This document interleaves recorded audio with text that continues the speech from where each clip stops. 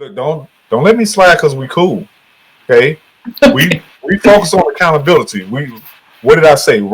Fair is a place where they judge pigs and produce. Okay, we talk about right and wrong. Okay, we talk about accountability. I'm held to the same fire that you are, so don't let me backslide or slide. Okay. Okay, I got you. We don't play that shit. Okay.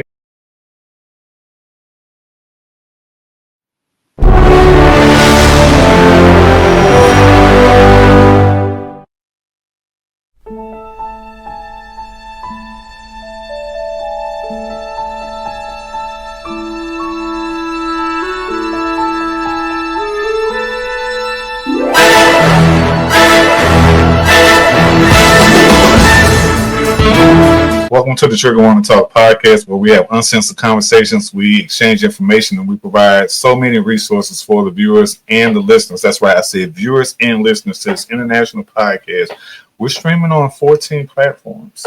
So you can listen on any of your favorite platforms. You can also watch us in 2 places, on Spotify and our YouTube channel, Penton Pending Consulting Solutions, LLC. I'm your Fire Medic CEO, host LP, back with another banger. We got our sister, our partner, our behavior analyst, board certified, our epigeneticist, our eugenics expert, Simone A, Nofel, back in the building for our part 6 of our series that we talk about ancestral and generational trauma, eugenics, epigenetics, and domestic violence, or DV for short. Simone has a master's in education, and if you're looking on the screen, so y'all that are listening, we love our listeners, but we want you to watch these episodes because sometimes y'all miss some important things, like some of the graphics I put up, maybe some of the videos that I play.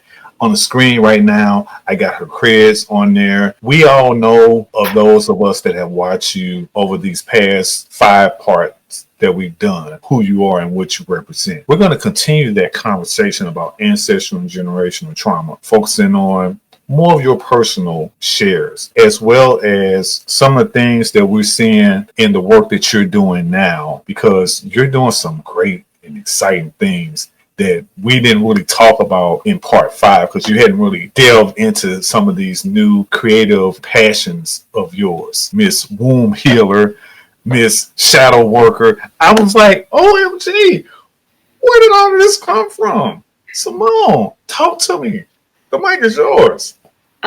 Yes, it's really beautiful for me to see this, like, reflection since the last time we talked, because I always say, like, the more that I continue on my journey and I acquire this different information and embody these different wisdoms, it's like I have no choice but to evolve my business and my work, right? It's like, what would I be doing if I was growing exponentially over here, but then leaving my clients behind? So I always integrate these new things that I'm doing for myself into my work, and just let that really lead the way. Let my life experiences lead the way. And so, yeah, it's been like almost 2 years, I feel like, since we've last talked. And yeah, I went through this beautiful descent into the underworld of my own soul, dark night of the soul, and came out on the other side. And it's just been one thing after another since about like 2023 for me. That has led me down to this path where now, I'm supporting so many women and their journeys through ancestral healing, through womb work and womb wisdom, Kundalini activation. It's just been such a magical journey these last 2 years. Hold on a second, because some of these terms that you just stated, a lot of people don't know about. I didn't know about some of these terms. So when I had your creds on the screen, it says, as of 2024, you are a sacred feminine, and forgive my pronunciation, a sacred feminine Kundalini activation facilitator. What does all that mean? That's a whole mouthful. It's a whole mouthful. And it's like three pieces to that whole certification, the way that I hold space, and it's really intentional. These words are so intentional, right? We always talk about, like, our words are so powerful, they're like spells. And so the sacred feminine aspect of that title is because there's different ways to connect with the Kundalini energy within your body. People do Kundalini yoga, there's Kundalini activation process. There's different ways to connect with their Kundalini energy. Even in like tantric arts, there's so many different ways, right? And the sacred feminine, that really means that we're honoring the body and the nervous system. And so in some of the other avenues to this work, it's more of a masculine approach of like this forceful, almost like performative piece to it. And what that sacred feminine really means is that it's slow, it's gentle, it's really honoring the nervous system and meeting that person, your client, where they're at in their journey. And it doesn't matter if it takes 1 session or 50 sessions for them to really feel that alignment within their body and allowing that energy to rise and to bring homeostasis through the body. It's all about taking it slow and going off of what they're showing us, like what we're interfacing with their energy. And then the Kundalini activation part is kind of what it sounds like. So we're all born with Kundalini energy within our bodies, every single one of us. And that energy can be awakened or it could rise through different things, meditation, orgasm, this process that I take people through and the sound journey with Kundalini activation. There's so many different ways that it can rise. Sometimes it's super sudden and really powerful and it could be jarring. And that's why being in these containers, whether it's a group journey that I'm facilitating or one-on-one, is really powerful, because when we have that support with this, the rise happens, it's more gentle and you can integrate it more into your life. Because sometimes when it happens with people, whether it's trauma or orgasm or meditation, and you're not supported, it can lead to psychosis or just feeling like frazzled and burned out, because it's such a powerful energy force. And when it hits through all your chakras, it could be a lot. So having that support, having that one-on-one support or in a group container is really powerful. And so, yeah, Kundalini activation, I've helped support people in many different things, physical conditions, mental and emotional, of course, and also just that spiritual of like, what the fuck am I here to do? What's my purpose? Where am I, like, what am I going? What's the next step? I thought I was doing this, but now I want to do something else. And how do I get there? So it really just hits on all of those levels. So a lot of the conversations that we were talking about early in our time together was about like holistic health, right? Epigenetics. And when I found energy work, I was like, oh my gosh, that was the missing piece to all of this. Like I was hitting the environmental factors, the physical, the mental, emotional, the spiritual even, but that energetic root, that's the foundation to everything, because everything around us all is energy, right? Like that's like the smallest. When you break everything down, take all the layers out, at the end of the day, everything around us, who we are, how we're even talking right now, it's all energy. So you mentioned homeostasis. So for those that don't know, homeostasis is the way that your body balances itself, whether you're talking about acid base, whether you're talking about it's good or bad. You know, your body's in this constant delicate balance every second of every day, every microsecond of every day.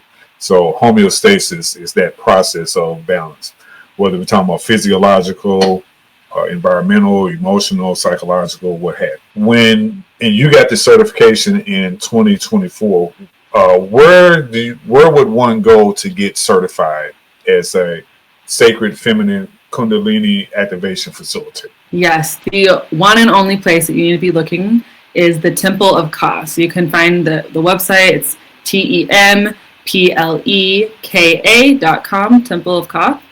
And the woman, my mentor, who I did this certification through, her name is Iva Kelsey. She lives in Ecuador, and she hosts online certifications multiple times a year. She also does in-person certifications. And so whatever, you feel resonant with, you can definitely dive into that, because this work is so powerful. And then, she has over 100 facilitators that she's trained. We're all around the world, from Australia to the US, everywhere.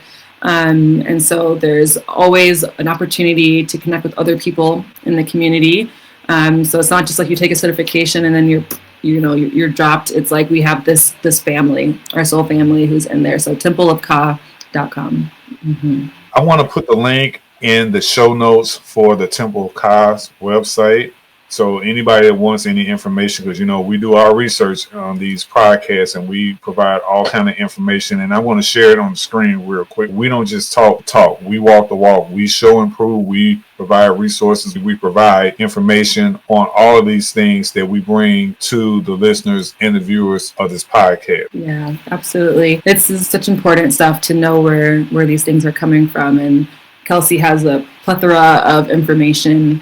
Her blogs have a lot of information on the origins coming from ancient Egypt to how she's leading people today in this work. When you began your journey, what was the thought process that led you to wanting to be this facilitator? Because I know when you moved down to Mexico, that was a huge turning point for you and your family. Mm-hmm. You started to really show on your social media platforms some of these things that we've talked about in this series that we're doing. So tell me, what was that journey like? Like, what made you say, you know what, especially, in this environment here in the States, all of the talk is about DEI, merit-based, being certified. And I said, we don't ever have to use the letters DEI anymore. If you want to talk about merit-based and being certified, let's do so. So you have a certification as a sacred, feminine, Kundalini activation facilitator.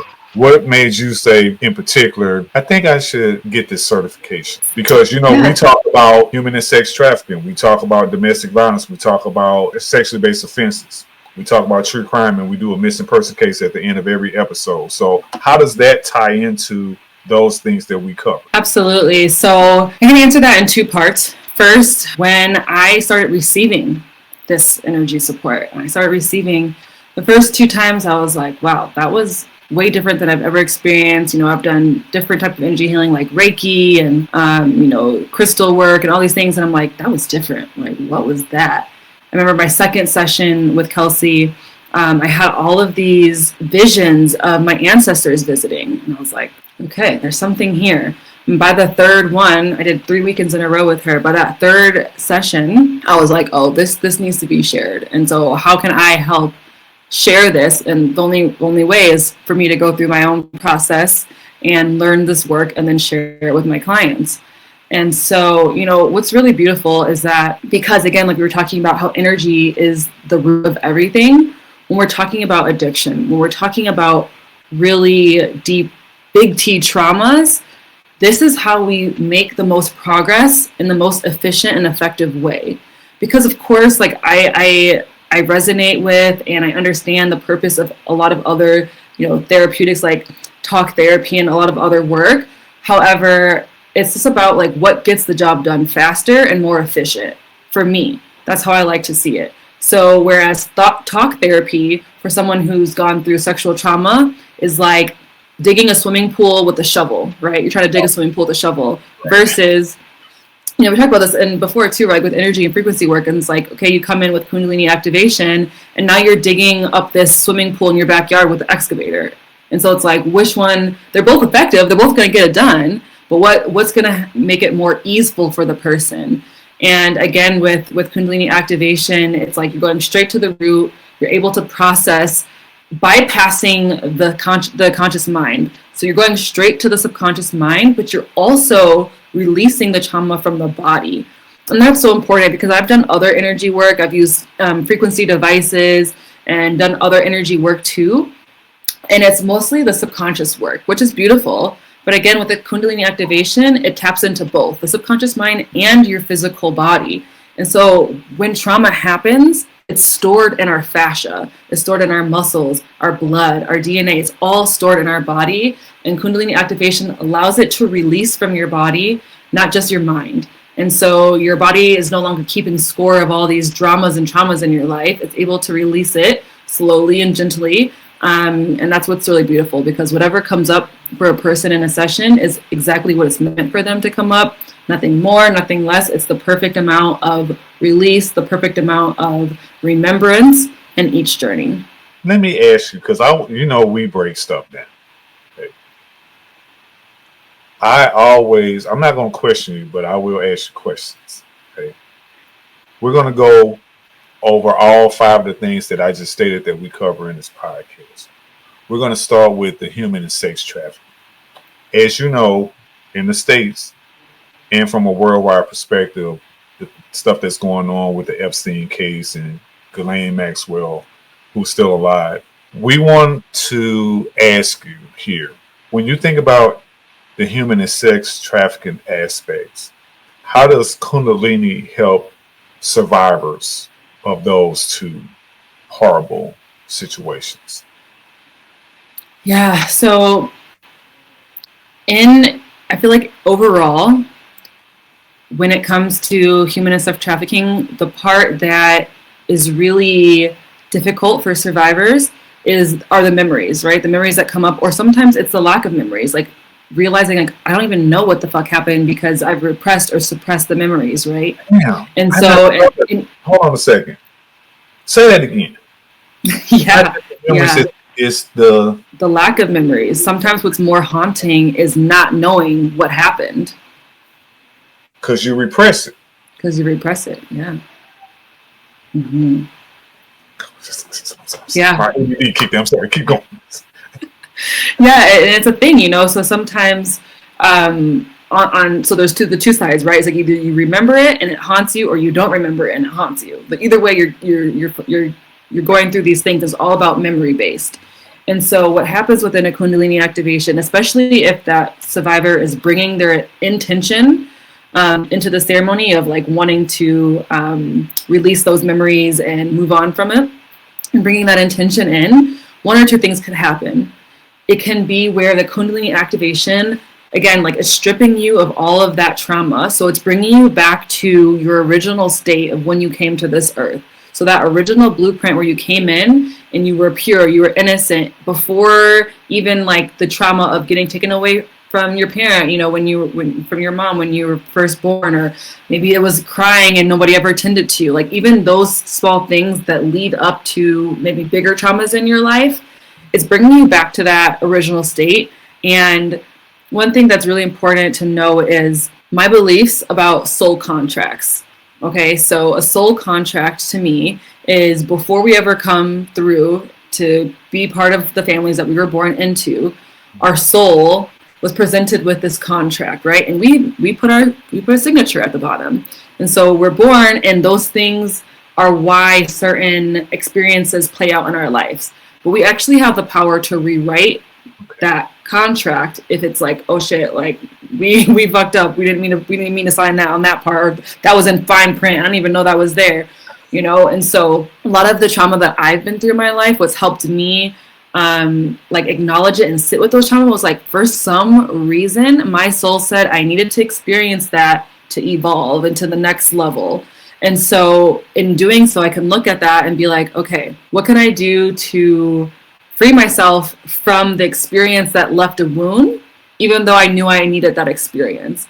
And so within Kundalini activation, like I said, if you have that memory, you can find peace with what happened. But then if you don't have those memories, it can help restore those memories. And so a lot of times during ceremony, when you are really able to surrender into the journey, flashbacks will happen from, previous experiences. And so I have supported now at least I could say 3 women who have experienced sexual trauma and didn't have certain memories of, certain parts of it. And in ceremony, those memories have come up, or a few days after they've had a ceremony with me, they've come up, and then we get back on a call, we talk about it, I'm able to support them, continue to support them.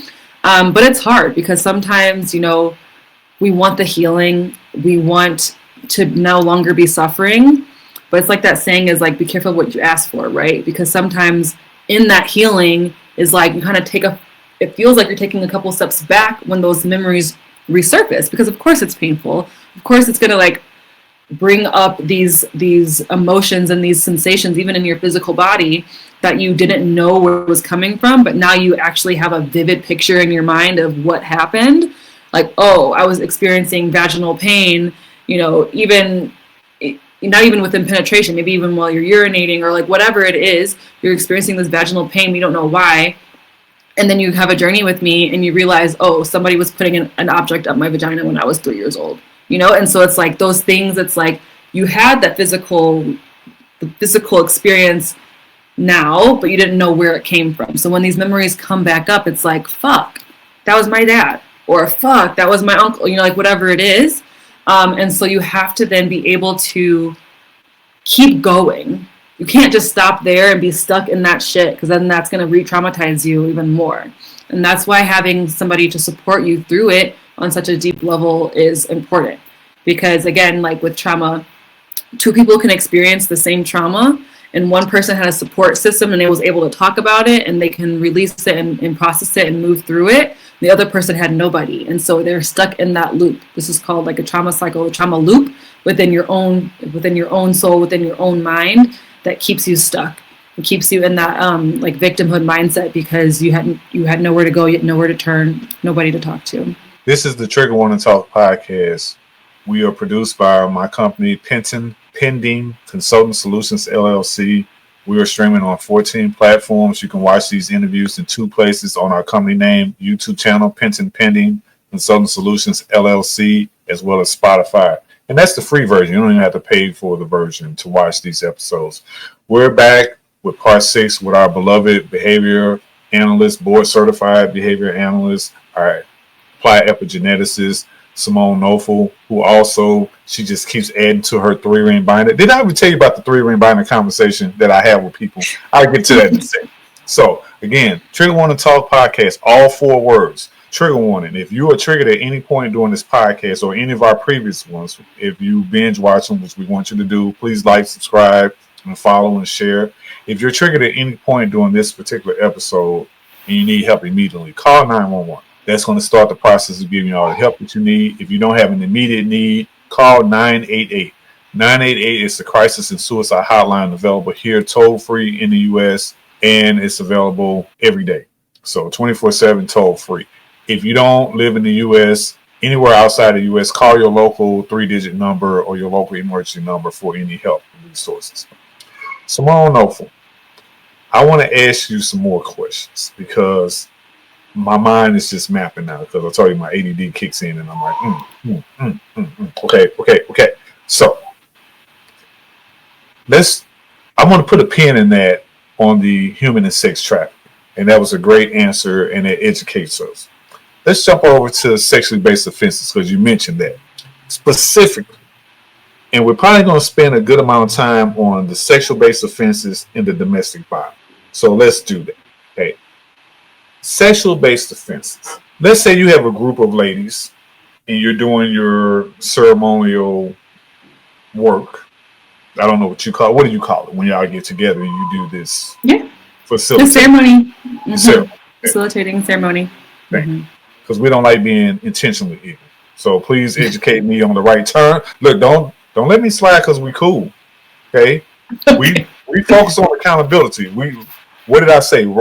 Fair is a place where they judge pigs and produce. Okay, we talk about right and wrong. Okay, we talk about accountability. I'm held to the same fire that you are, so don't let me backslide or slide. Okay. Okay, I got you. We don't play that shit. Okay, so give me the right terminology. Okay, when you're having your facilitation with these ladies, let's say it's 5 of you. Okay, and plus you. One lady has this repressed memory of being sexually assaulted. And she hadn't had that flashback that vividly in a long time, probably since the incident happened. And all of a sudden, she just like goes in almost a panic attack mode. What do you do to get her back calm, up to and including maybe having to call for advanced help with first responders, or short of that? Mm-hmm. That's always an option, yeah. I presume. Absolutely. Yeah, I mean, the most important thing is safety. And so before a ceremony, you know, I speak to them about the different, especially in a group ceremony, right? Because you have to account for, one-on-one is totally different. In a group ceremony, in the beginning, I always share the different tips on like how to get yourself out. Because sometimes when we drop into the ceremony, it's like you leave, almost like it's like an out-of-body experience sometimes, depending on, you know, where you're at in your journey. And so, you know, the first thing I say is if you're having, you know, if it feels like too much, the first thing that you need to do is sit up, because we're all laying down like on our backs. Well, everybody's laying down on their backs. So they're all supine on their back. Okay. Yep. Mm-hmm. Okay. And so the first step to get you out if you're feeling overwhelmed is to sit up.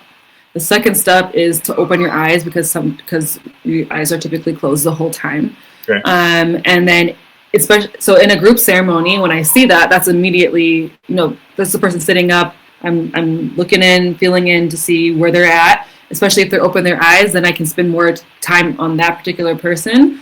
And so what happens is in the beginning of the ceremony, when I'm opening up the space, I am beginning to call in my guides like Oshun, Queen Isis, different goddesses that I work with. I'm calling in their ancestors who are whole and healed, anybody on their spirit team that can help. But the whole time I'm channeling what's called the Divine Mother frequency. And so it's a very intelligent frequency. And when somebody is going through overwhelm, all of that energy is pouring into them. And so when you think about the Divine Mother, you think about the unconditional love, unconditional acceptance, this pureness, this nurture energy. And so when somebody's going through overwhelm and I'm putting my full attention on them, they're getting that entire aspect of the Divine Mother, right?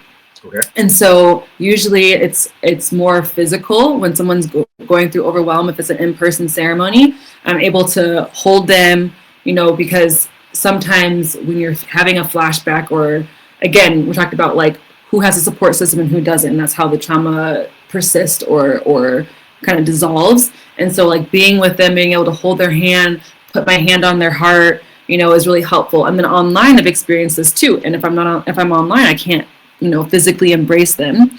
And online, it's different, So online, I'm just reminding them to come back into the breath. I will guide them in different mantras, like I am safe, I am here, I am safe, I'm loved, and like kind of repeating these mantras to bring them out of that experience and into their present day when they are safe. Like, before the ceremony, like I can see their space, I can see that they're, where they are. And it's that memory tricking your brain to think that you're not safe. And so returning to the breath and saying these mantras is so helpful when somebody is experiencing like a flashback come through during a ceremony. That's really important, breath work and vagus nerve stimulation. We're going to have an offline conversation about that because I really want you to incorporate those two things as far as even certification, because that gets added to that 3-ring environment. We're talking about merit-based education and work. Does Kundalini fall under shadow work? It can definitely take you to your shadows. Yeah. Talk about what is shadow work? Because we've talked when we interview people that are shadow work practitioners. I didn't know you were part of that clique now. So. Yeah. So if you think of a person like a coin, right? There's two sides. And one side of us, there's the light, and one side of us is the shadow. And the shadow is usually all the things that are part of your personality or part of your perspective in life that doesn't hold like love and peace and harmony. So for example, it could be things that you might feel shame about, things that you might have done in the past that you feel guilty of, or like our ego. A lot of times our ego illuminates our shadow. And so it could be the side of us that wants to flaunt everything, or maybe the side of us that is greedy, or the side of us that is more lustful. And for me, the thing about your shadow is not about trying to erase your shadow, because then you're only half of who you are. It's not about erasing your shadow. It's not about shoving it to the side. It's about acknowledging it and integrating it into your life in a healthy way. So for example, if one of your shadow aspects is like lust or like a kink, right? And a sexual kink, instead of being shameful about it and like watching pornography for it, finding a healthy way, a healthy outlet to express that. And so it's really important to know your shadow. And a lot of times people don't even know what their shadow is because they've been pushing it to the side for so long, whether it's familial reasons, religious reasons, societal, that tells you you're a bad girl if you think that, or you're a bad girl if you do that. And so we try to hide it, and then it ends up hiding it from ourselves. And then that's when in the subconscious realm, it can start to infiltrate and overpower your way of life. And so within shadow work, especially if the shadow comes up, when the shadow comes up during a Kundalini activation, you're able to be like, okay, I know what to do with this now. Like, okay, it's not so bad. and not having to be afraid of the shadow. And what I really love about a lot of the goddess work that I've been doing the last few years is that so many stories of the goddess, and these, goddesses are in every culture. You have an Irish, African, Native American, there's goddesses, goddess culture is everywhere. It's the oldest religion. And so with a lot of these stories, there's the descent. That there's like something happens and then there's the descent. And then this goddess goes into the underworld, or something happens, she dies or whatever, and then she comes back up. And so that underworld you can consider like is the shadows, where you see all that darkness. But we like to bypass the shadow. We like to bypass the descent because we think everything, like especially in the conscious communities, spiritual communities, like, oh, love and light, and like that's bullshit, because it's not. And the womb work that I do, what is the womb? It's dark. There's emptiness, if you're not growing a baby, but there's emptiness. It's the void. There's nothingness. And so we can't be afraid of it, because in that same place of darkness and emptiness, then comes life. Without that darkness, even like seeds, right? They grow in dark, cold environment before they sprout. And now, okay, yeah, here's the sun now. But there's that element that we forget. Same thing with metamorphosis, right? A lot of times we're teaching kids like this, the metamorphosis with the caterpillar to the butterfly. We spend so much time on the caterpillar. We spend so much time on the butterfly. But what about the chrysalis? Right? Like, what about that time where they're in the incubation? Like, we don't spend so much time there, but that's where the magic happens. And so the same thing with shadow work. It's like, I really believe that you can't really fully evolve into the fullness of who you are if you don't know your shadow. That's going to be the title of our joint book project, The Chrysalis. Okay. I already got it. Okay. Please don't let me forget that, because, I'm all over the place sometimes. Okay. So. Yes. Look, let's go back to the sexual-based offense. In that scenario where somebody, I'm just going to say, has a panic attack, and that's just my words, okay? I'm just going to put it under the umbrella of a panic attack, because they are reliving that traumatic event that happened to them X amount of time ago. You're right there in that moment. Is this a group thing with the other participants, or are you taking them to the side and dealing with that? It's a great question. Yeah, so an in-person group ceremony, it would depend on their expression. Like if they were like really inward and it was just like hyperventilation and they're like, breathing and crying, they could stay, because everybody's spaced out relatively. So they can stay there and I can still be working with them, getting them to drop into their breath, drop into those mantras. But if it's like if it's louder, something like that, I might, on their own time, have them like stand up and go sit sit to the side, bringing water in, because there's always like, water or snacks around depending on the venue, and getting like water into them and breathing. And then, at that point, I always have that like threshold of like, okay, when do we need to call 911? Do we need to bring in an extra pair of hands? I never experienced it to where it's gotten to that extent. I've had people crying, I've had people screaming, yelling, but never to a point where they feel like they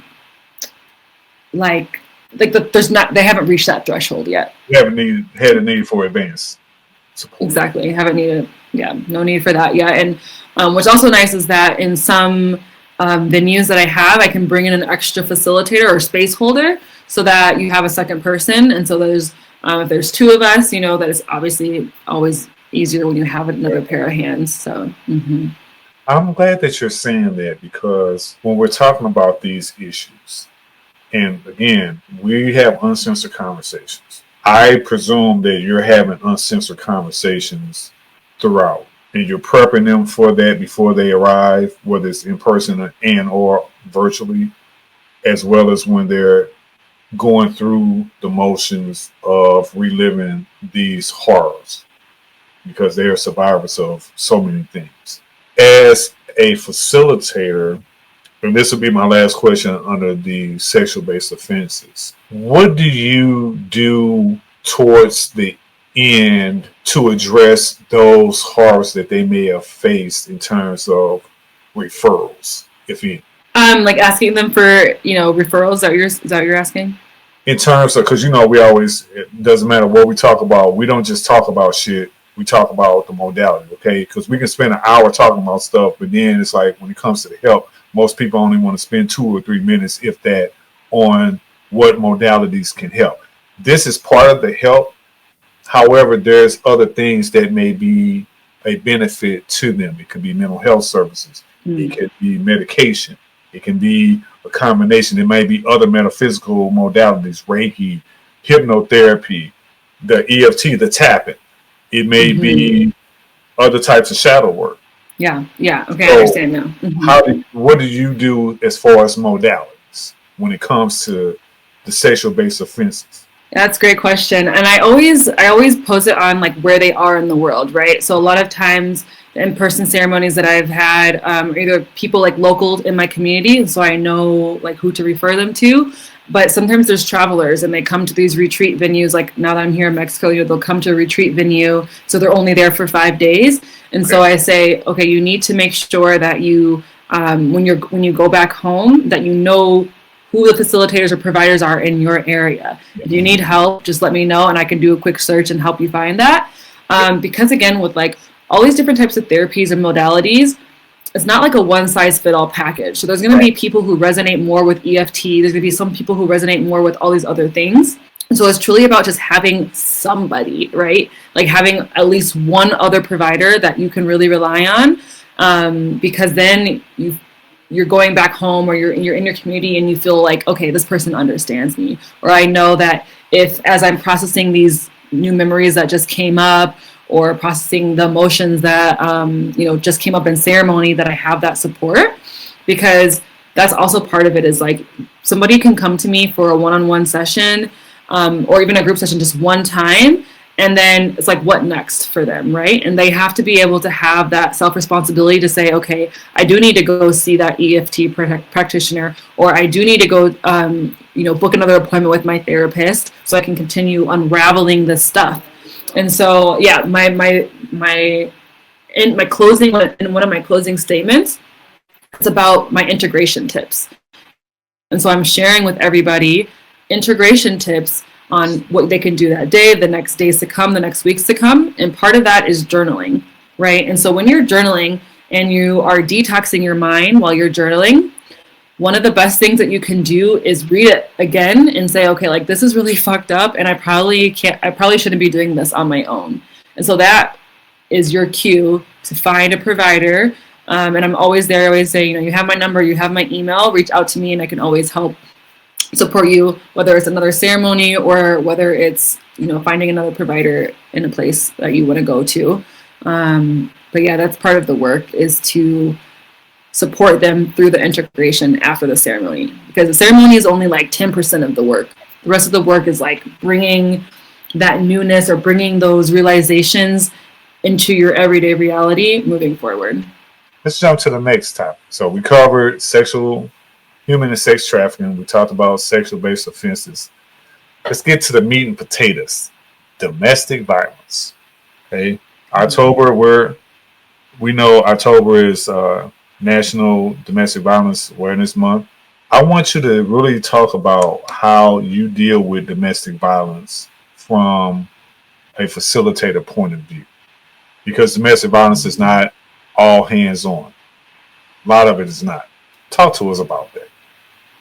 Yeah, so one of the things that is really important to know about domestic violence, and encompassing both sides, the physical and the non-physical, is that a lot of times what it comes down to are two things. One is not the person, the survivor doesn't feel safe in their body because of all of this affliction or the words that are coming at them. And the second thing is this self-worth. A lot of times the sense of being worthy, or on the opposite end of like not being good enough, is what keeps people stuck in some of these cycles, right? And so it's like you're not safe in your body. The only thing that you know is the violence or is the abuse. And so you're just comfortable with what you know. And then the second thing is not feeling good enough or not feeling worthy for something better, And so in those two realms, you have those two sides, but in that, like both of those and come into this realm of how do I step into my power so that one, I can get out of this really bad situation, and two, I can start to feel whole and joyful again and in my body again. Because a lot of times when we go through domestic violence, we disassociate. And the dissociation doesn't just happen within the people around us or in our life, but within our bodies. And so if we're not living in our bodies, then it's like we're almost, going through life, just like going through the motions. And so we want to be able to get back into our body, but we can't get back into your body if you don't feel safe in your body. And so we have to then work at the nervous system. And so even though every ceremony is technically, we're working with the nervous system, but there's a difference of like knowing when the person doesn't feel safe in their body, and you're really, really like fine tuning the nervous system so that it can hold joy. Because if all you're comfortable with is chaos, then joy feels like it's not safe. And so it's like the chaos feels safe and comfortable, but then the joy and the pleasure feels scary and, and uncomfortable. And so then you have to work with the nervous system during the Kundalini activation to really fine tune it. And within like domestic violence, what happens within your energy field. So we're working with the chakras. Yes, we're working with the meridians. We're working with organs, and you can feel the vibrational difference between, let's say, just like in general homeostasis or chaos. And so when I'm interfacing, it's like this dance between my energy field and the client's energy field. And so sometimes it's like the energy feels like sludge, like tar. Sometimes it could feel like it's bouncing around and really sporadic. Sometimes it can feel almost like these waves. And so each sensation or feeling that I'm getting from a person is a different indication, and it's different per person. But it's like again, like I was saying, this frequency is such a divine spiritual intelligence that I always know instantly what that is. And so it's like part, yes, theory and embodiment from my training, and it's also a lot to do with intuition. And so in that, if a client has experienced domestic violence, a lot of the times what I can sense and feel is that there's specific chakras that go along with different traumas, right? Like where the trauma usually sets in the body. There could be differences and nuances, outliers here and there, but overall, the vast majority of people who experience domestic violence will feel their root chakra will feel very off in whatever way it is expressed. And so that's the root chakra. That's hold on. There's 7 chakras, right? 7 main chakras. There's more, but yeah, there's 7. And the root chakra, which number is that? That's the first one, the very lowest. Mm-hmm. It's like the base of your spine. Okay, the base of your spine. Okay, from the bottom to the top. Okay, go ahead. I'm sorry. Yeah. And so the root chakra, it holds this energy of safety, protection, feeling grounded. Like your survival necessities. So like shelter, food, like having those necessities in order to thrive. And so when you're experiencing domestic violence, you're not safe, right? And so that's like one of the main chakras that feels the brunt of the pain, but also your heart, right? Because it's domestic, it's usually a loved one, a family one is supposed to be in your corner, but it's not. And so your heart chakra is also affected. So those are the 2 main ones. Of course, they're all connected, so you can see the ripple effects in your other systems. But overall, those are the two chakras that I would be paying most attention to when I know that somebody has that as part of their history. This is the Trigger Warning Talk podcast produced by Penton Consulting Solutions, LLC. We have uncensored conversations, we exchange information, and we provide resources to all the listeners and the viewers of this international podcast. So please like, subscribe, follow, and share these episodes. You can watch them in 2 places, Spotify and our company name, YouTube channel. In the screen, if you're watching this episode, StreamYard, who does a lot of our visuals for the podcast, has some new toys that they always add. They have a new QR code option, so you can see our Trigger Warning Talk podcast logo in the upper right corner, and in the left corner, you're going to see a QR code with a little duck in the middle. That QR code is Simone's Linktree QR code with links to all of her social media content. So if you want to, at any point, you can pull up this interview on Spotify or YouTube channel, grab your smart device and point to that QR code, and it will give you access to her Linktree. We will also put that in the show notes as we do with every episode. So trigger warning, if you're triggered at any point of this podcast and you need help immediately, call 911 or your local emergency number for immediate help. If you don't need immediate help here in the States, call 988. Again, 988 is the crisis and suicide hotline, available toll-free 24/7. Now, Simone Akasha, our board-certified behavior analyst, is our applied epigeneticist, I should say, our merit-based certified extraordinary. I mean, you're doing so many things now, and I'm so proud of you. I know that one of the questions that I have, because you're part of the community, part of the LGBTQ plus community, is your facilitation open to anybody? You know, especially Absolutely. those that have that identify, that may be like myself, I identify as male. I don't want people to feel like you're not inclusive. I know some things are just strictly for the ladies, and that's okay. I'm okay with that, you know. So how does your program work? Who is it open to? Yeah, absolutely. You know, the Kundalini activation ceremonies that I host are open to both males and females. Doesn't matter what your sexual orientation is, because, you know, it's not about that. It's really, these things can come up and we can discuss it. Of course, if that's actually, you know, especially if that's part of the process that you're needing to go through and needing supported, and that's beautiful as well. But yeah, Kundalini activations for all humans, no matter how your soul is expressing itself in this lifetime. The womb work that I do, all of my womb healing ceremonies, is only open to cis females, and so that's my distinction. But you know, sometimes I have specific group activations that is for couples, right? And it doesn't matter if they're gay, bi, whatever couples. But yeah. So I've had some couples that come together. Wait, you do couples? I mean, not. I'm sorry, not. Really. No kidding. Okay. You know how long you trying to figure out how to throw it in there. Okay, I'm sorry. Yes, I work with couples for sure. Yeah, it's some beautiful work that I've seen happen, and you know, even like I've had a few like mother-daughters come in for ceremony, and they have some, you know, some fucking tension and some mother wounds going on there, and we work through that, and they have a third party here to, you know, be able to keep them in check. And it's really beautiful when they have families or like, you know, couples, people who are really close together coming in. Let's segue into the true crime. Speaking of Diddy,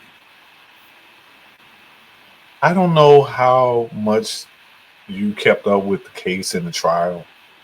He was convicted. He's serving about 3 years with time served, or 50 months or something like that. It may even be short if he signs up for programs that the prison has that can knock off some months and different things like that. When you think about Cassie, some of the other people that were unnamed but testified as survivors, what do you think of in terms of how they could benefit from being victimized and having to go to court and get on the stand and be very, because some of the things that they talked about in that trial, I was like, oh, MG, with a whole bunch of exclamation marks behind it. What was your point of view? And this is just your personal point of view. You know, we always say you can be as general or specific. If you want to share, just be honest. Talk to us about it from a true crime perspective, and what you would say or offer to help people like Cassie in that situation from a facilitator's professional point of view. Oh, yeah. You know, as you were speaking, I actually thought you were going to ask me about like how could, you know, I support the offenders, because that's part of it too, right? It's like both sides. Hey, add that to it too. I didn't think about that. We never think about the offenders, and we're talking about you're supposed to be rehabilitated if you go to jail. Let's talk about it. So answer all of that, please. Yeah. And I think for me, it's so so real, because when I was doing my bachelor's in psychology, and you're in the last few years, everybody always says you can't do anything with just a bachelor's in psychology. Like you have to go get your master's in one of these, something that falls under the umbrella. And for a long time, I was considering forensic psychology. So for those of you who don't know what forensic psychology is, it's basically the study of the criminal mind, but it goes even deeper into that because you're talking about survivors and offenders. But a lot of times people go into criminal psychology. They're working in rehabilitation centers. They're working in prison or detention centers, and so that was a big part of what I thought I was going to do in my master's, and I pivoted and went a different way. But the thing that really drew me in was really understanding the minds of the offenders, because deep down I always felt like, what the fuck happened to them? What was their trauma, right? That led them down this road to whatever X, Y, and Z offense that they could have done. And so that's why it came to me today as like, this work of Kundalini activation is so supportive for both.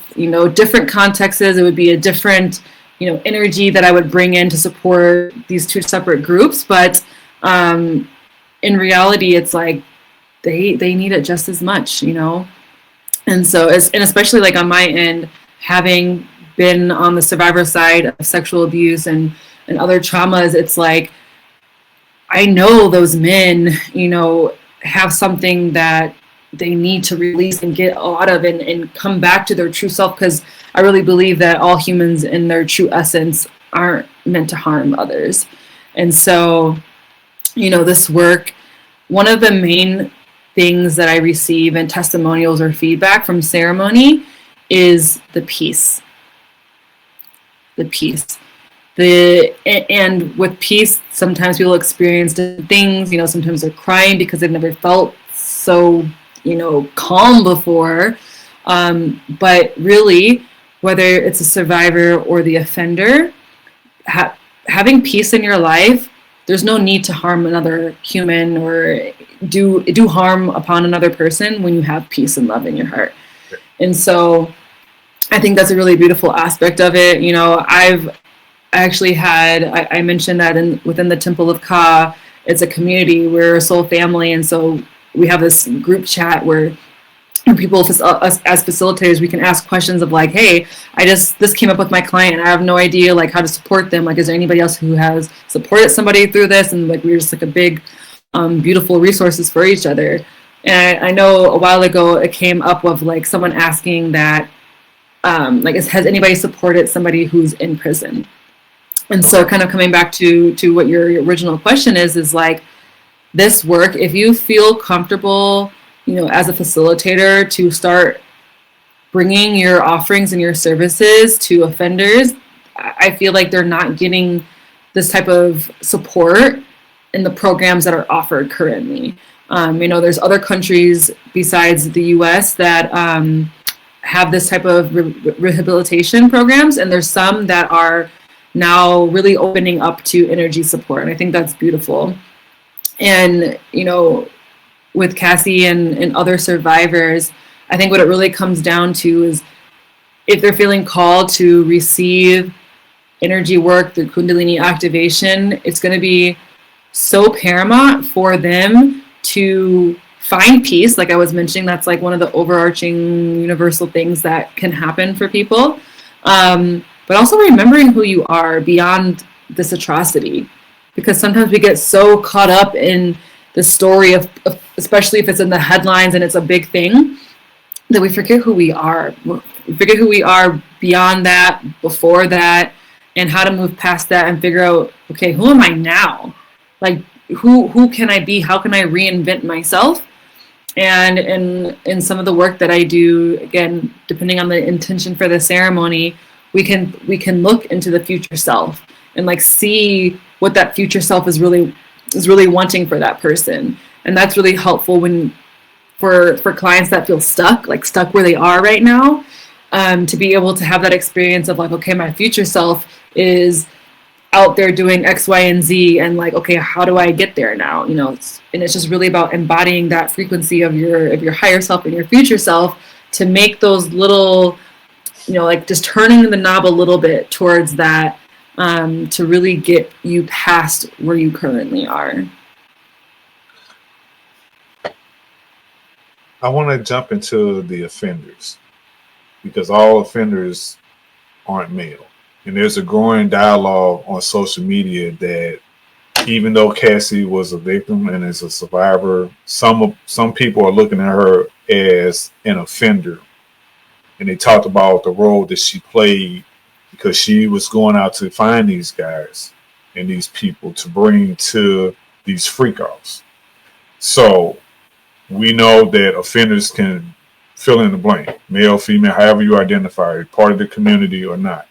If you were to have a woman or a person who identifies as such in one of your group settings, and she says during the ceremony, she's striving to deal with healing from an offender point of view, how do you tackle that? Especially if we're talking about either people of the same age group or minors.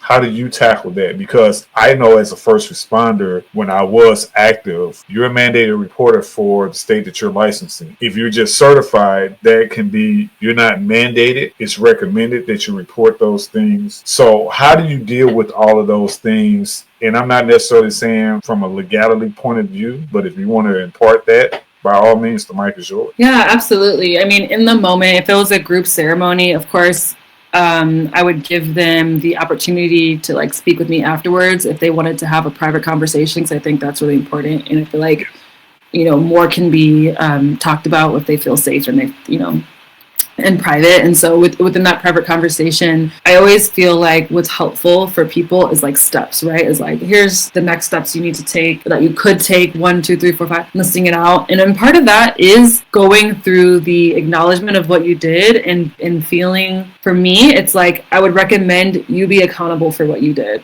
And so if that means turning yourself in, then that's part of the healing process. Because if you have all this guilt and shame of what you did, and you haven't taken any accountability of it, then it's like you can't really move past it.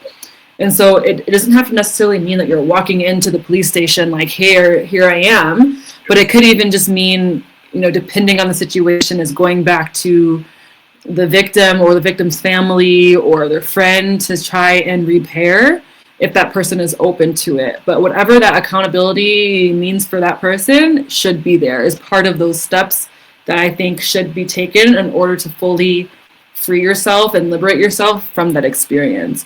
Because I think there's no way around that part of taking accountability of what you did. And I can't just be like, oh, bad me. Like, I feel like there needs to be more of that, like real accountability, which means you have to acknowledge it from whatever. It could be the police, it could be the victim, but yeah, that's part of it for sure. I love when you do that, because I never know what you're going to say.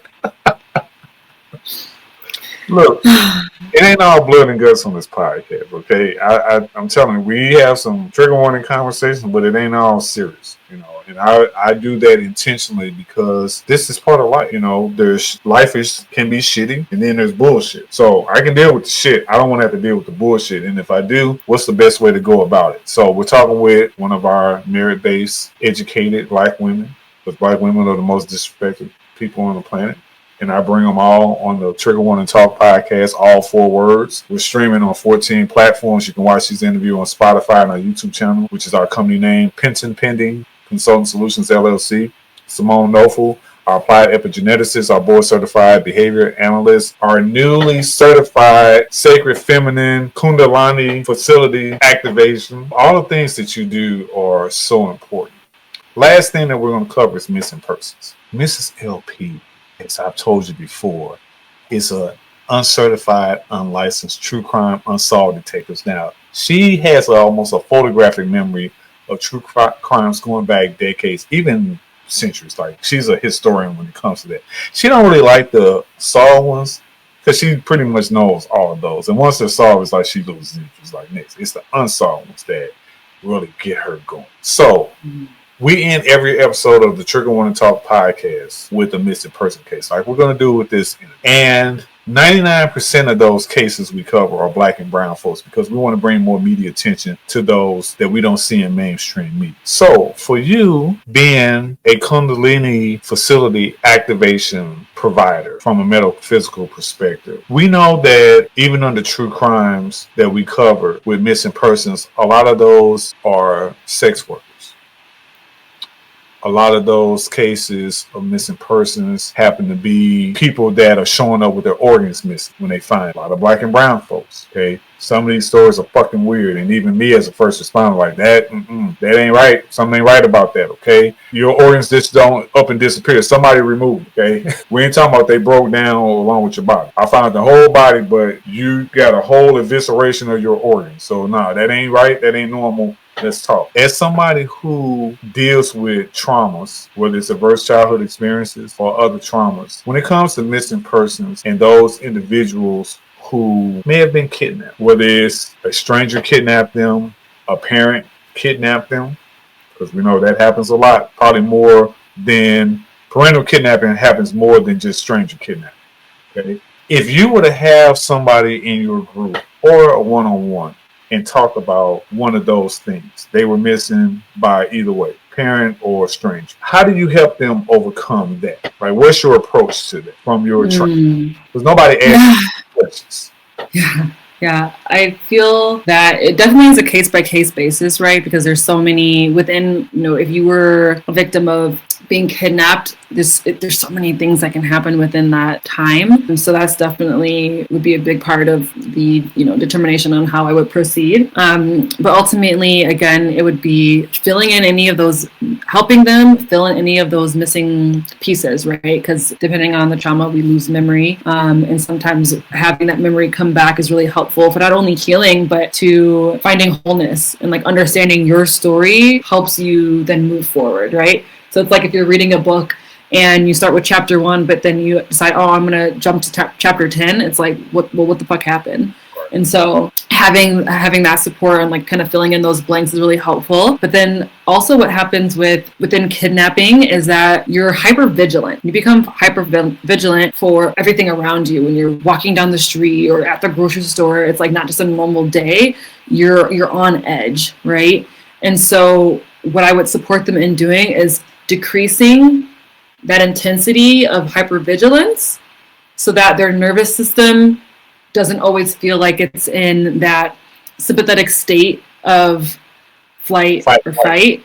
And it's like, okay, if you're in that state, there's no way that you physically can operate optimally when you're in a constant state of hypervigilance. Right. And so hypervigilance is one of the leading causes of so many what I call preventable diseases. When you have all this, like these huge levels of cortisol pumping through your body all the time. And so I feel like that would be the number one thing that we would look at and work on is reducing the cortisol in your body and really coming into more of a parasympathetic state as much as possible. And then we can go through some of the other little details in your story, but at the root, that has to be the first thing that we talk about. I challenge all podcasters in podcast world, no matter what your podcasting focuses on, especially if you're dealing with traumas, to think outside of the box when you're asking questions of your guests. It's your podcast, but it's really the guest in it. And that's what we always talk about when we have these interviews for whomever graces us with their presence. Simone, I got 2 more questions for you. One, when we're talking about your share, recently I saw you did a multiple reel episode talking about an experience that you had with your grandmother. Mm-hmm. I want you to give us either the Cliff Notes or the whole version of it if you want to, because it ties into epigenetics, and it ties into eugenics, and it ties into some DV. The mic is yours.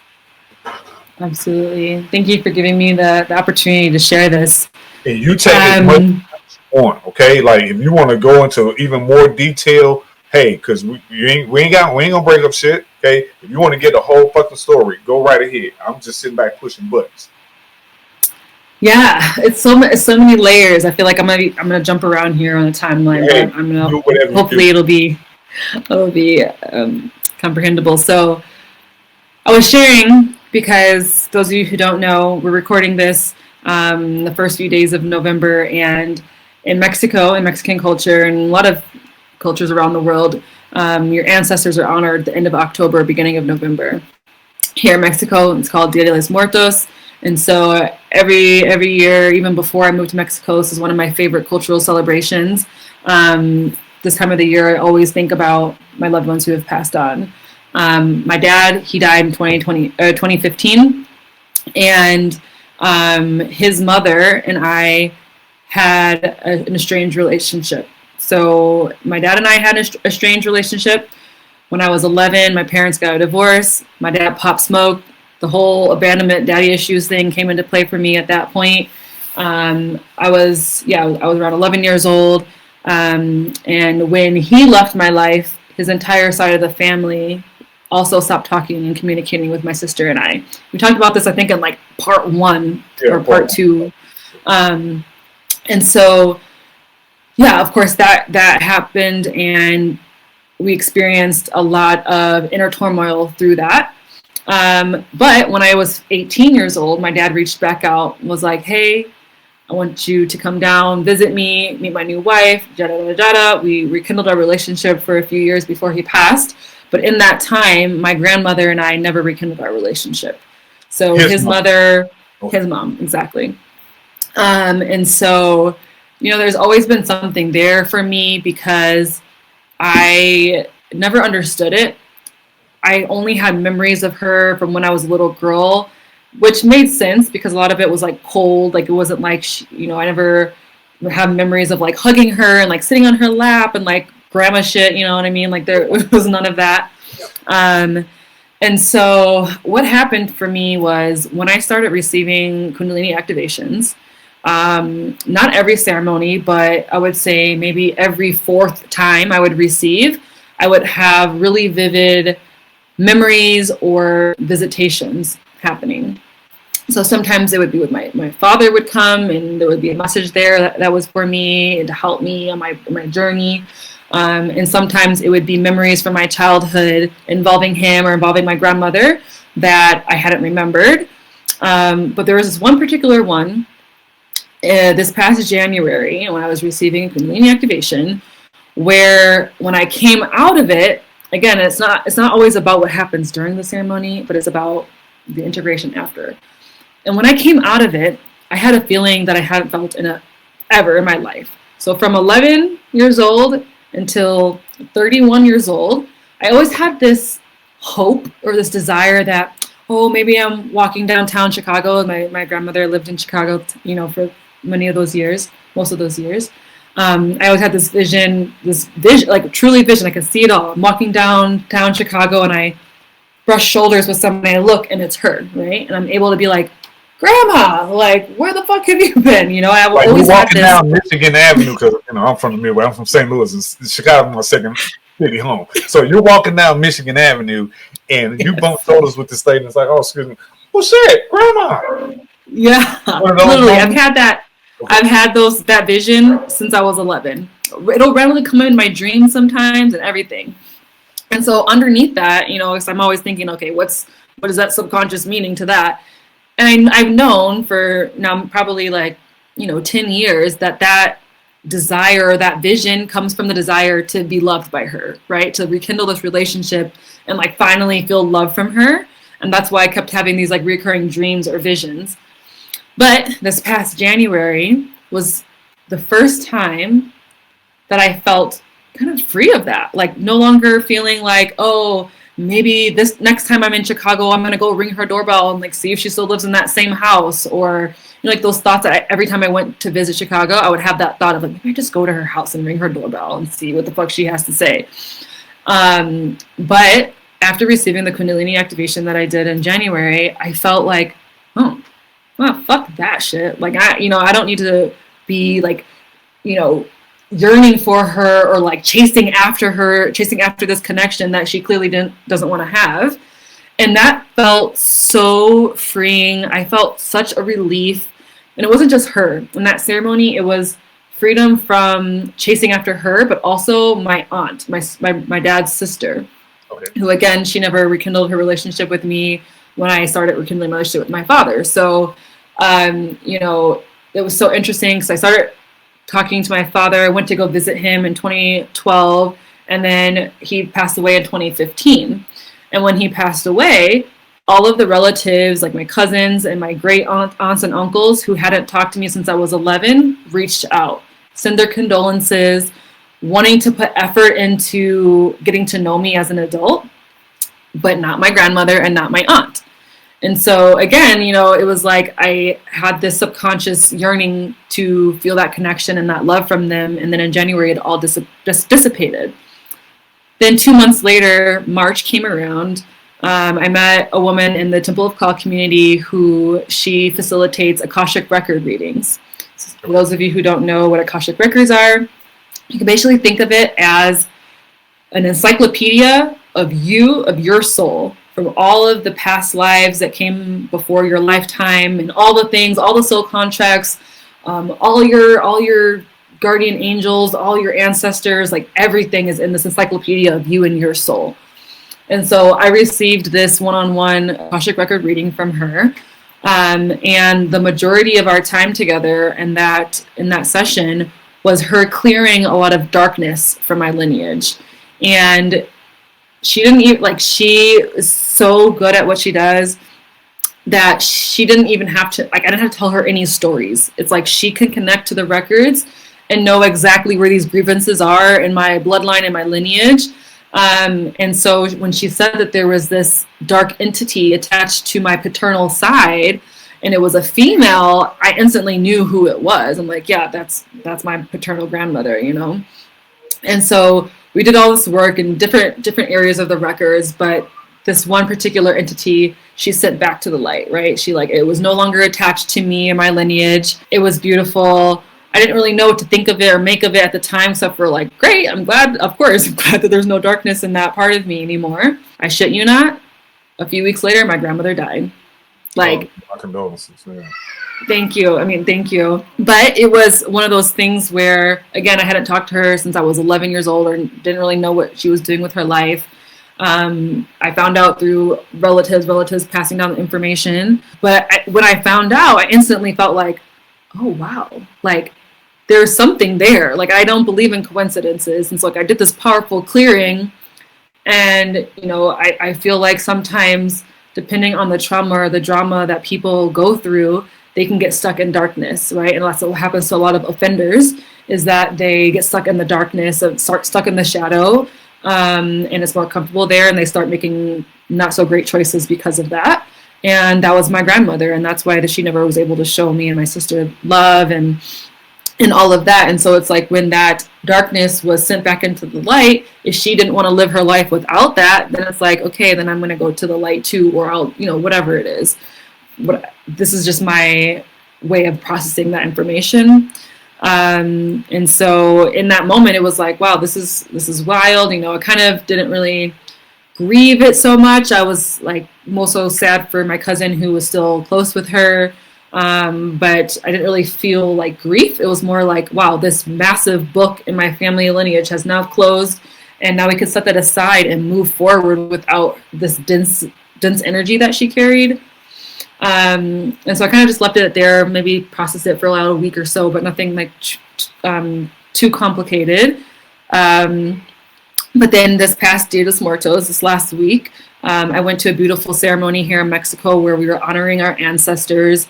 And it was a ceremony where we were invited to bring a picture up to the ofrenda. And ofrenda is like an altar where you put the pictures of your loved ones, candles, foods that they used to love when they were still alive, and things like that, right? And in the moment, when I was preparing to go to this ceremony, I was like thinking, oh, my dad, right? Because that's the closest person to me. Never was thinking about my grandmother who passed earlier this April. But when I got there, I was like, it has to be her. It has to be her.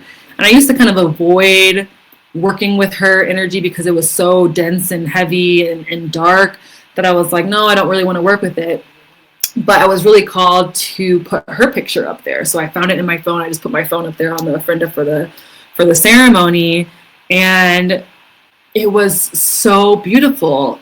It was like I was crying so much. I didn't expect to cry. I was just like, wow, like there's something there, right? Again, with having these two sides of us, the light and the shadow. But for all my life, I was blinded or maybe shielded by her shadow. I never saw the things that she did pass on to me that were actually awesome, you know? Like she wasn't just all darkness. I had never thought of that or felt that for, you know, to her, from her.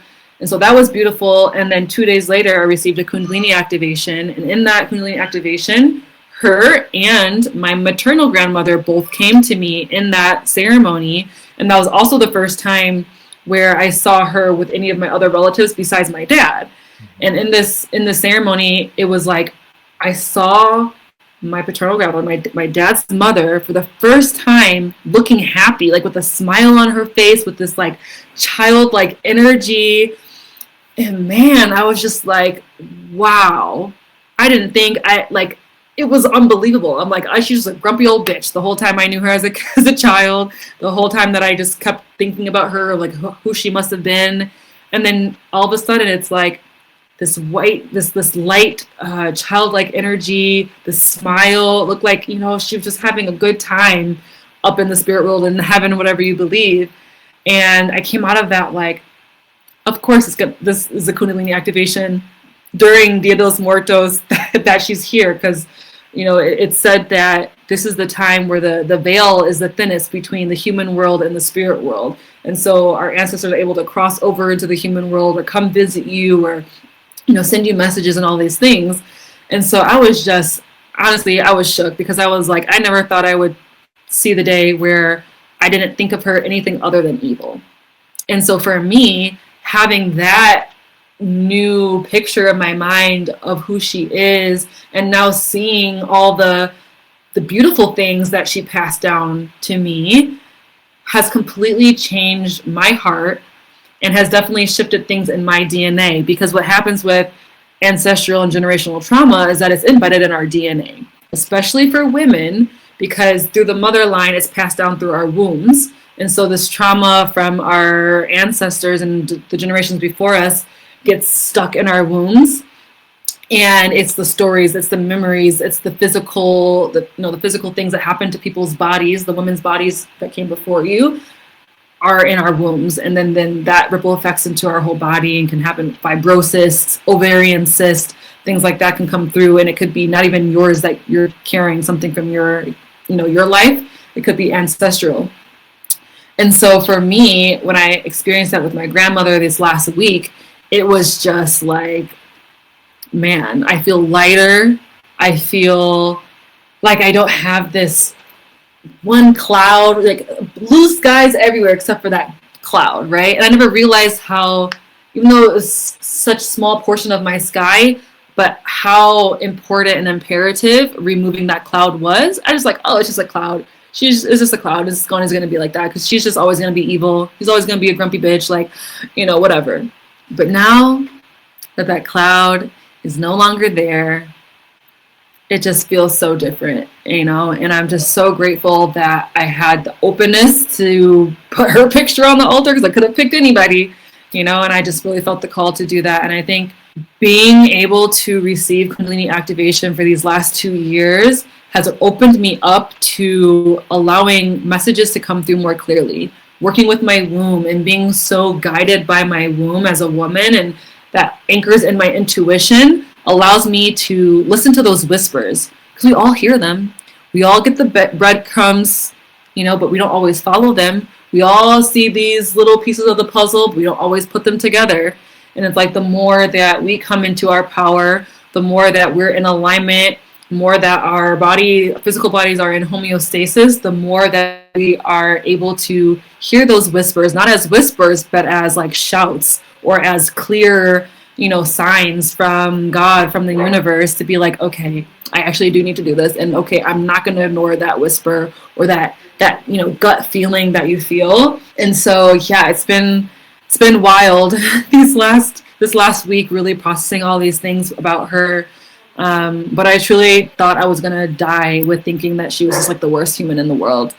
And so I'm really grateful that I can see her in her fullness and see that shadow as equal part light, and see the things that she did teach my dad, and that he then taught me, and the things that I saw about her and that I valued and appreciated in her, and her, the positive aspects. So there's always going to be the not so good memories and stories, but it's nice to be able to see the beautiful things as well now. You know what?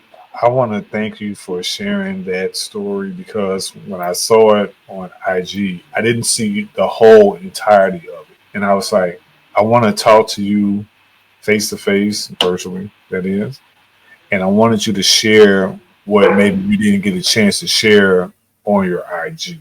So I thank you from the depth of my soul for sharing that, because I'm already mind mapping. I already see stuff like that in my own head, and I think about, when you're growing up, especially I won't say especially, but then I will, okay?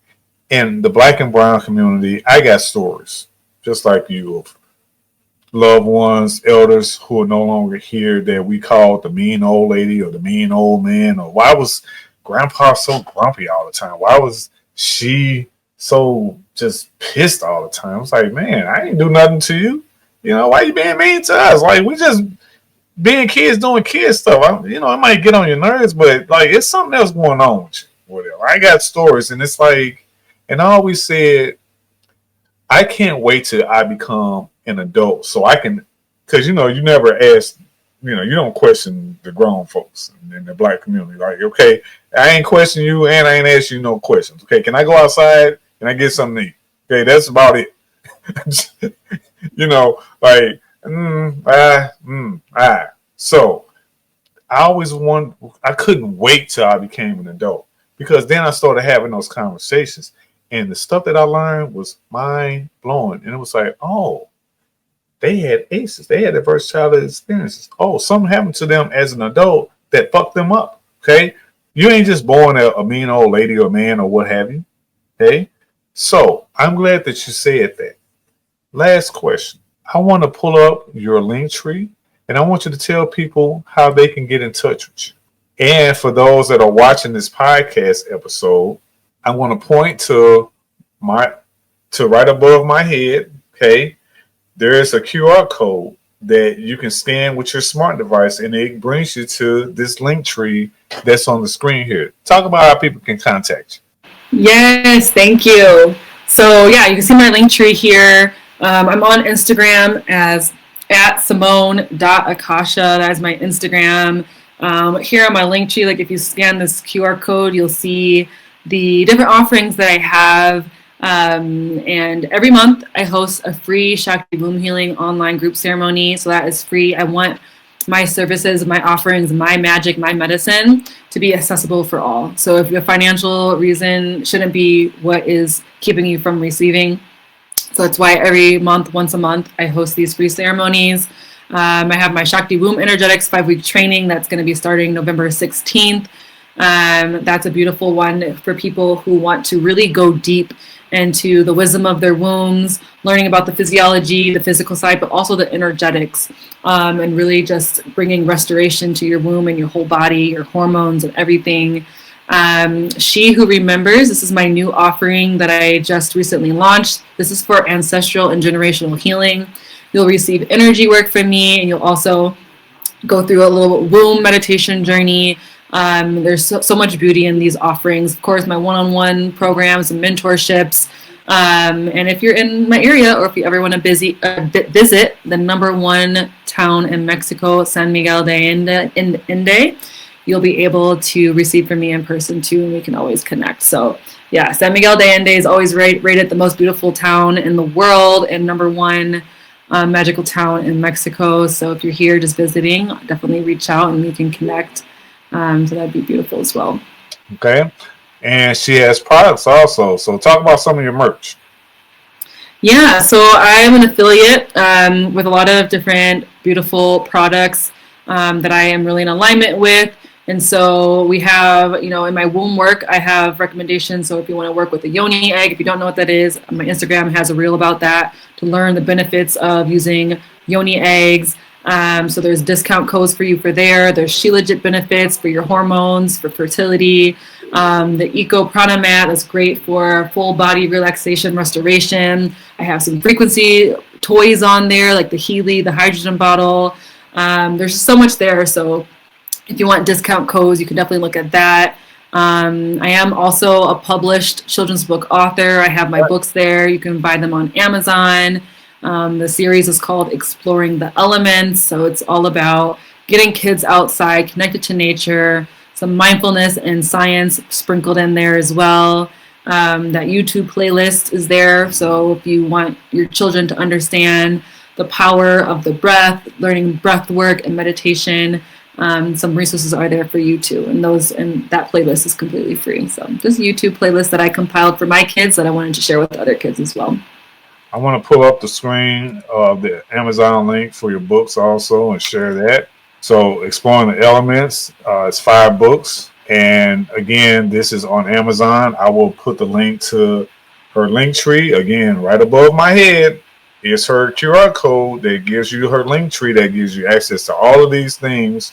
So I don't have to put a million links in there. I can just put the QR code and maybe one other link, that saves space because a lot of people don't want to read through all this stuff. I got it. So again, thank you, StreamYard, for adding a QR code that I can link into the video portion of this podcast.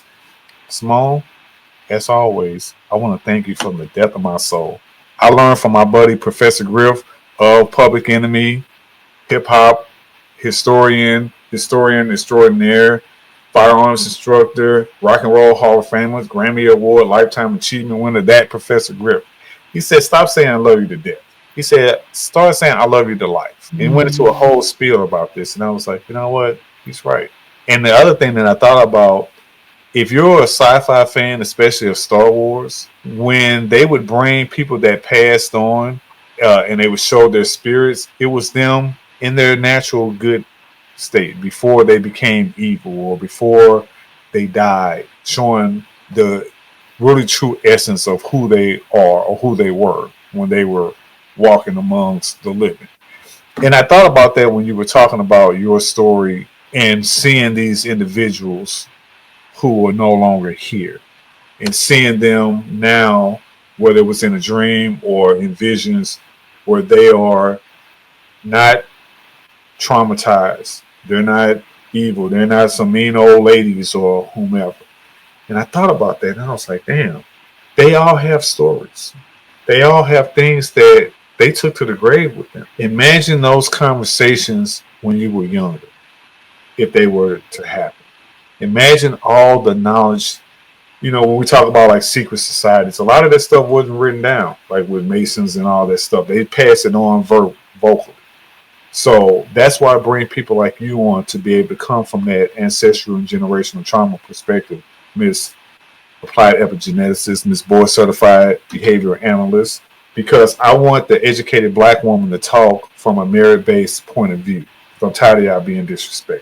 And I'm going to continue to bring people like you on to spread the knowledge and the information to earn that respect, just like you earned those degrees and certifications. So I thank you wholeheartedly every day and twice on Sunday. And you're going to have to interview me real soon. Because I thought about Let's do it. Okay.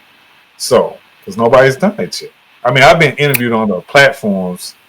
I've been interviewed on plenty of platforms, but nobody's ever interviewed me on our own Trigger Wanna Talk platform. Because you're part of this too. Okay. And I just guess you're a part here too. So whenever you're ready to do it and you ask me whatever, and I'm gonna give you an answer, honestly. Okay. So whenever you want to schedule that, we'll do it. Okay. So I want to close out by saying thank you to all of those that are listening and joining in. This is not going to be really edited too much. Okay. We're going to just throw it out there, and you can always ask people, how does one eat an elephant? One bite at a time. Okay? If you want to listen to this in parts, we're going to break it up in terms of putting out reels on TikTok, because we've been really growing on TikTok. Okay, our TikTok page is PPCS_LLC, which stands for Penton Consulting Solutions LLC. So we've been getting a lot of traction on some of the reels that I've been posting, and I'm getting better at it. And I might have to tap you in on helping me. And we want to thank you for your time and your talents, and continue to add to that 3-ring binder. We'll talk about that offline, but I will say just in part, for those that are working, whatever your job is, get a 3-ring binder. I'm a very frugal person. Go to Dollar Tree, Family Dollar, Dollar General, wherever. Get you a $1 or $2 3-ring binder, and then buy those plastic sheet protectors. You can get a pack of 10 for $1.25, pack of 16 or 20 for about the same price. As you earn licenses and degrees and certifications, put those in your 3-ring binder, because if you go for a job interview and everybody has to have the same required stuff, and then there's stuff that they prefer that you have. If I walk in and I have a folder with all of my stuff, for those that are watching, see this thin folder? Okay, got all these sheets and stuff. Okay, got about 7 or 8 pieces of paper in here. And Simone walks in with this leather-bound 3-ring binder. Who's going to get the job?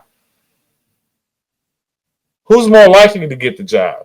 And I know you got a 3-ring binder full of stuff, and I want you to keep adding to it. Okay, we're going to talk offline later on, but thank you so much. I'm going to go ahead and let you drop off so I can do this missing person case. Peace and blessings to you, my nephews. Peace and blessings. Down in Mexico, okay? I'm trying to get Mrs. LP to do the correct pronunciations. I'm like, it's not Mexico, it's Mexico, it's Tejas, okay? Look, we ain't gonna poke the bear, okay? Just say we ain't gonna poke the bear, okay? It's Mexico. Yes. She in the other room. She probably on the call right now, but I never know, because sometimes she'll come in here between breaks and all this. This is the whole thing. I told you all blood and good. This is family, so we gonna put all this stuff.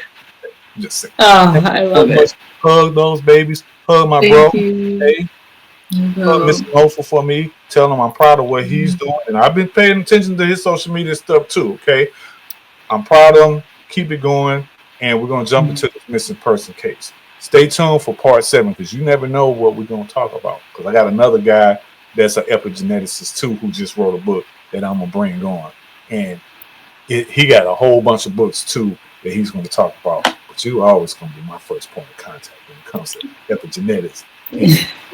Okay, I'm just adding to the flavor. I love it. The more the merrier. More the merrier. Peace and blessings. Now, we're going to jump into this missing person case. And as always, we always end with a missing person case. So thank you all for staying put. We got this new case that I want to share with you all. This is the case of a missing teen. She's 19 years old. Her name is Dakota Thompson. And this comes from NBC4, the number 4, NBC4 Washington, from YouTube. Let me play this story. Carmen Thompson had just walked through some brush when she noticed what appeared to be a metal trap door. It was chained shut, but there was just enough of a gap to peer down inside. Hello? Hello? Carmen has spent 10 days now searching for her daughter and thought the mill was a good place to look. So why here? Why are you looking here? I'm exhausting any resource, anything that I can think of. I noticed this yesterday when I rode by to go to the location. I noticed it from my right view when I was riding by, and I made a note to come back and check here also this morning. Despite several hours of searching along the stream bed, Carmen and Daniel Thompson came up with nothing new. So just see if I can find any clues, any clothes, any indication of someone being here. Dakota Thompson left her father's Lanham home Friday night, August 22nd, telling her dad she was heading to purchase some gas for her car. The two communicated briefly that night, with Dakota telling her dad she would be home soon. Dakota's father says he found her car parked right here in front of this fire hydrant, pointed in the wrong direction and right across from the Chilham Adelphi Volunteer Fire Station. Her mom told me today that Dakota was a new driver, and to her it appeared that she had just gotten out of the car and was going to return very quickly. Dakota's purse with credit cards and cash was still inside the vehicle, but her phone and key fob were gone. Her parents are still unsure, but think the person walking in this grainy video could be Dakara, walking in that neighborhood at around 1:30 Saturday morning, the 23rd. I'm scared, but I'm still hopeful. Carmen and Daniel Thompson say the Prince George's County Police are assisting in the search and asked that they not share certain details with the public. So I guess they don't want to mess up an active investigation. But they are doing some stuff. Dakara's phone may have been turned off in the hours after she vanished. It's a mystery her parents desperately want to solve. In Adelphi, Paul Wagner, News 4. You can contact 411 or whatever your 3-digit non-emergency number is that supplies information about community emergency response teams. Please be active in your community by knowing what's going on and who to contact, because it's not a matter of if, but when and where an emergency is going to happen. For Simone Nofel, LP out.